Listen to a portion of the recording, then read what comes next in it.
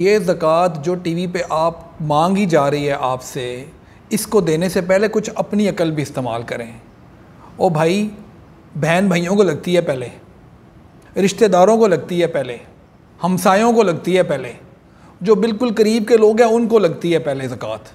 چوتھے محلے میں جا کے آپ لوگ اپنی آسانی کے لیے یا پتہ نہیں اپنی کون سی کمیوں کی انٹرنل گناہوں کو جس کے لیے بھی کرنی ہے یار، لیکن کیوں اپنوں کو کیوں نہیں دیتے؟ ان سے جھگڑے ہیں، ان سے لڑائیاں ہیں، وہ ہماری بات نہیں سنتے۔ اچھا، آپ نے لوگوں کو جج کر کے پھر ان کو زکوٰۃ دینی ہے یا اللہ کا حکم ماننا ہے؟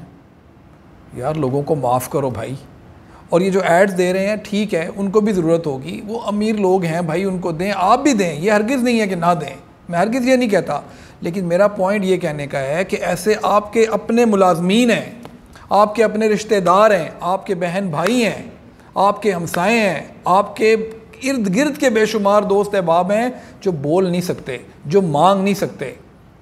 ان کو دیکھیں، ہم ویسے تو ایسے کر کے سوچتے ہیں کہ فلاں بندہ میرے خلاف ایسے بولتا ہے، فلاں we are very sensitive that how people are around us, but when it comes to this point کہ یار ہمارے ارد گرد ہے کون، میں سب زبانوں میں بات جس پہلے ایسی ہے سوچنا چاہتے ہیں کہ یار اے بندہ میرے نال ٹھیک ہی نہیں گا، فوراً سے ایسا سمجھ لینے ہیں بس اتو بات اسی کوئی ہیلپ نہیں کرنی، کوئی مدد نہیں کرنی، اسی کہنا چلو جا بھائی۔ او بھائی خدا کے لیے یار، یہ کوئی پرسنل لین دین نہیں ہے آپ کی، میں کوئی عالم تو نہیں ہوں۔ میں گیا ہوں بلیک برن کے اندر، ادھر جا کے جناب میں ایک بندے کے گھر گیا، ہمارے ایک دوست تھے، انہوں نے کہا یار یہ مجھے نہیں پتا وہ کتنا اس میں کریکشن کتنا وہ صحیح کہہ رہے تھے، لیکن وہ کہتے ہیں بلیک برن میں سب سے زیادہ مسجدیں ہیں انگلینڈ کے اندر، سب سے زیادہ مسجدیں ہیں۔ میں نے کہا اچھا، وہ بڑے خوش تھے اس بات پہ۔ میں نے کہا ہینگ آن، میں آپ کو بتاؤں زیادہ مسجدیں کیوں ہیں؟ کیونکہ آپ لوگ ایک دوسرے کے ساتھ مل کے بیٹھ کے کھاتے نہیں ہیں، آپ لوگ ایک رمضان میں 3 طرح کے روزے ہو رہے ہیں، کسی نے آج شروع کیا، اس نے پرسوں شروع کیا ہے، عیدیں بھی اب آپ ایسے کریں گے، فیملیز کو آپ نے ڈیوائڈ کر کے رکھ دیا ہے۔ وہ مسجدیں اس لیے زیادہ بنتی چلی جا رہی ہیں کیونکہ اس مسجد کے اندر اپنی پولیٹکس چل رہی ہے، اس میں اپنی پولیٹکس چل رہی ہے، وہ یار دین کو مذاق بنا کے رکھ دیا ہے۔ از اٹ اے جوک یار؟ مطلب what lesson are we giving to our kids? This is how we are. تو خدا را اپنے دین کو، اپنی زکاتوں کو، اپنی نمازوں کو اتفاق کا ذریعہ بنائیں یار۔ Don't try to go behind the so called political leaders جو کہ اب مسجدوں کے اندر بھی آ کے بیٹھ گئے ہیں۔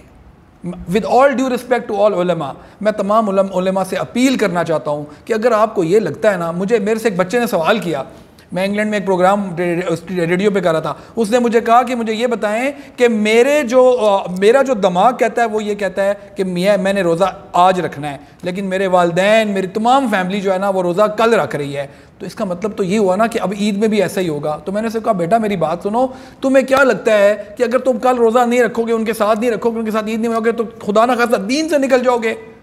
وہ سوچ میں پڑ گیا، اس نے کہا مجھے تو میرے جو عالم صاحب نے ایسا ہی کچھ بتایا کہ نکل جاؤں گا۔